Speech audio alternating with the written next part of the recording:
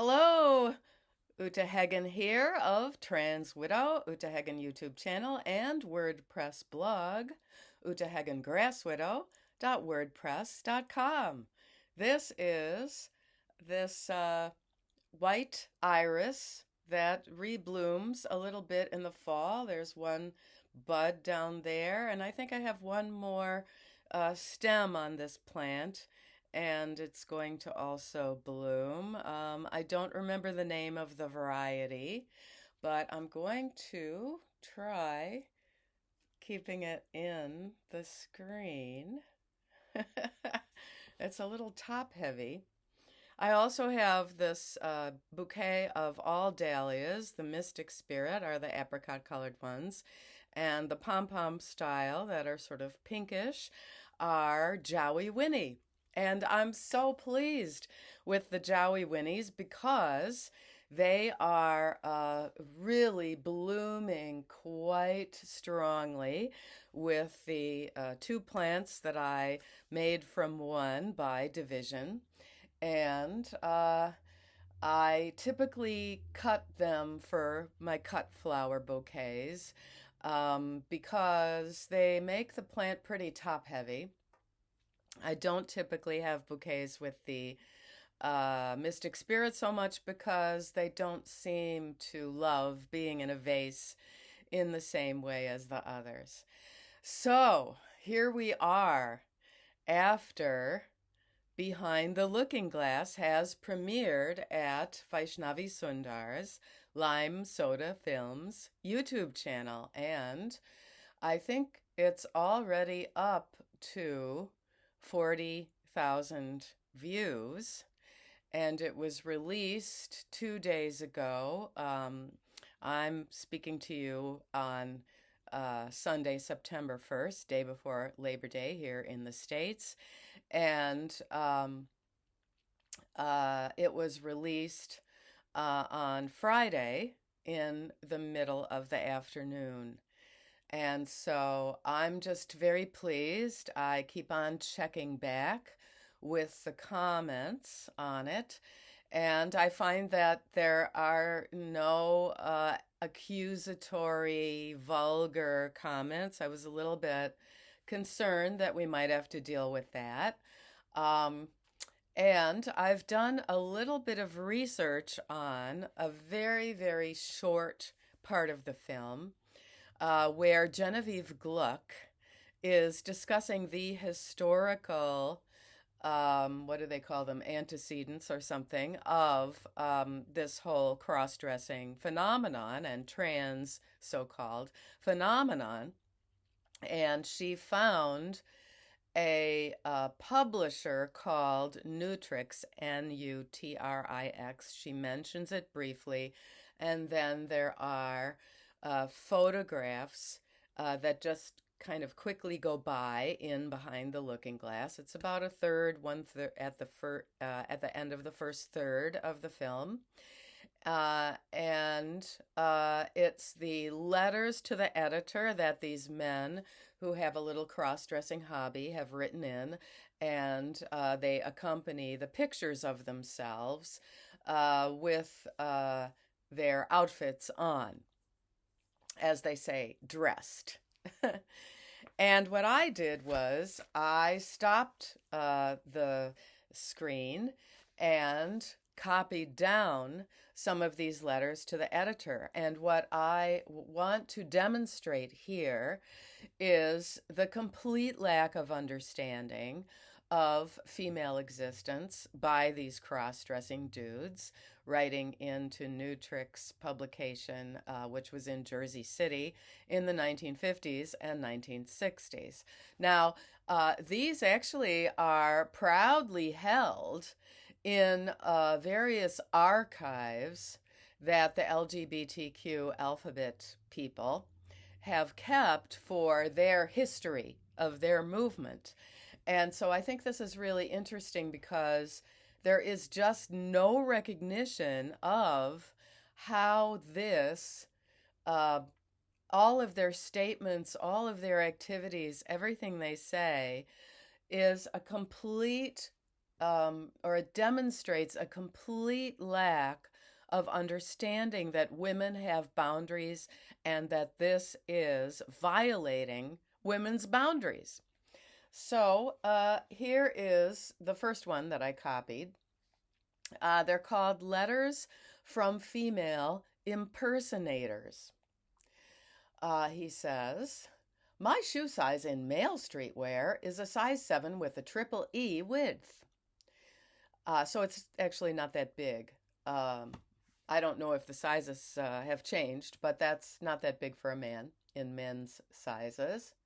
He continues, I discovered that I could squeeze my feet into a pair of girls' Spring-O-Later style open back shoes, size 8, with a C width.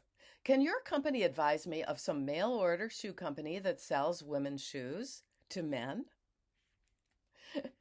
He doesn't mention if he's married or has children or if his wife is cooking lentil soup to live on the budget of their family, nothing like that. And he continues, I don't mind paying an extra price just so long as I can obtain several pairs of streetwear shoes that can fit properly.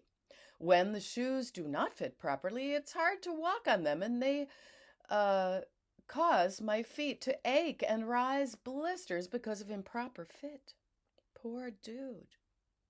I first got started into wearing feminine attire several years ago when the landlord of the rooming house where I boarded decided to have a Halloween party and invited all of the roomers to come in masquerade costume. I accepted his invitation but could not afford to rent a costume, so I asked my next-door neighbor to loan me one of her dresses so that I could save the cost of renting a costume for the landlord's Halloween affair. Oh, how economical and frugal. Here's another letter from a female impersonator on Nutrix.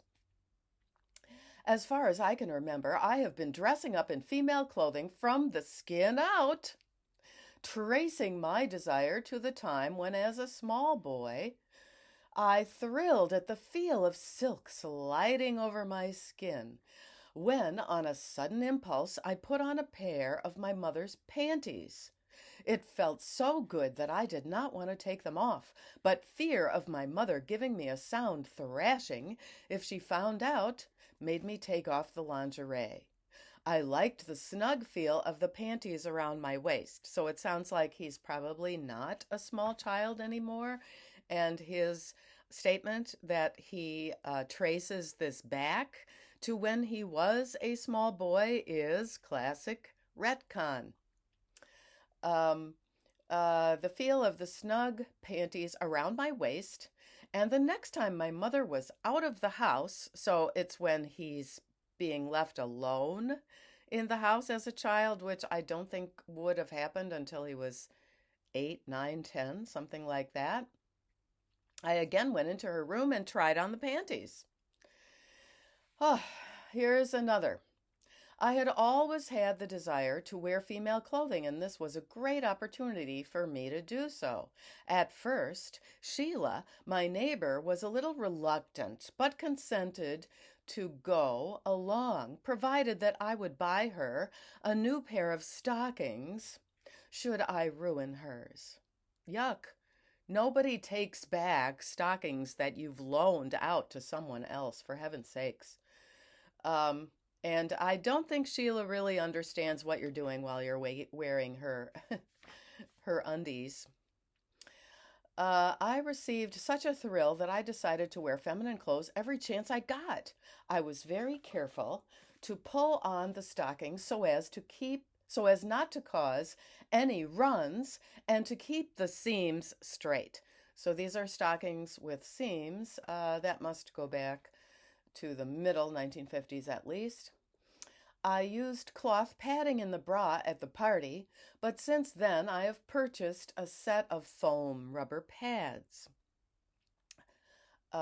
My legs look much slimmer in the dark nylons than in any other shade. The darker tones help conceal the hair on my legs. I like the feel of the crinoline slip swirling around my thighs like a lacy cloud. You know, when I was a kid and I got handed down some of those old 1950s clothes, I really did not like those underneath slips because they were stiff. They did not feel to me like a lacy cloud. The rustle of the material as I walk is music to my ears. I strut up and down my room in my female outfit after work, as this makes me feel relaxed after a hard day's work in masculine clothing. If any readers want to correspond with me, you have my permission to give my name and address to them, and I will answer each letter. Sincerely, in quotes, Dorothy. Another what are they called? Letter from a female impersonator. I enjoyed looking at the photos of men dressed in black stockings, lingerie, and high-heeled shoes. It made me feel good to know that there are others who love to dress up in female attire. As I am writing this letter, I am attired in a tight slip. This is like phone sex or something. In a tight slip and dark nylon hose with a garter belt attaching them to my hip-length girdle. It took me quite a while before I could obtain the right sizes in female clothes which would conform to my masculine measurements. But by a series of trial and error purchases, I was finally able to get the right fit so as not to make it obvious that I was a male in female clothing. As I am 5'7" tall and weigh 135 pounds, so he's not a big, huge guy, not a linebacker. It is not easy to obtain the proper fit in ready-made female apparel. By experimenting around, I found I could wear a girl's size 14 dress when using a size 36 bra to make my size 28 waistline appear smaller, ... And the next page was not in behind the looking glass because that was just a smattering of pages of letters from female impersonators in the kind of underground publication for cross-dressing men called Nutrix, which was based in Jersey City, New Jersey. So what I see here is a complete lack of understanding of women's boundaries and a complete lack of understanding of what are you not doing while you are dressing up and strutting around in your room looking in the mirror and then probably masturbating because this turns you on and you are an autogynephile. What you are not doing is, if you have a family, you are not with them. What you are not doing is you are not helping your wife, the mother of your children, with her economizing to live on the budget that your income and maybe her part-time job provide. I know this very well because I was that wife who had no idea where her husband was when he was out cross-dressing, but for him, he was out in public. And what started happening, of course, is that these guys made little clubs where they first met together, such as at a place here in the Hudson Valley, Hunter, New York. I'm a ways away from that, but there was a little bungalow colony, which some guy whose last name was Valentina, I think his name was Nick Valentina, or I can't remember actually because Milo Valentina. Anyway, he went by the name Andrea Susanna, and unfortunately his wife did not feel that she had, apparently, the wherewithal to leave, so she was there probably cooking for all those dudes who came to the place they called Casa Susana. Casa, C-A-S-A, Susanna, Susanna. And that is regarded as a valuable piece of history for the LGBTQ crowd. And sometimes these wives were coerced into believing this is your vacation, accompanying your husband to his little cross dressing summer camp.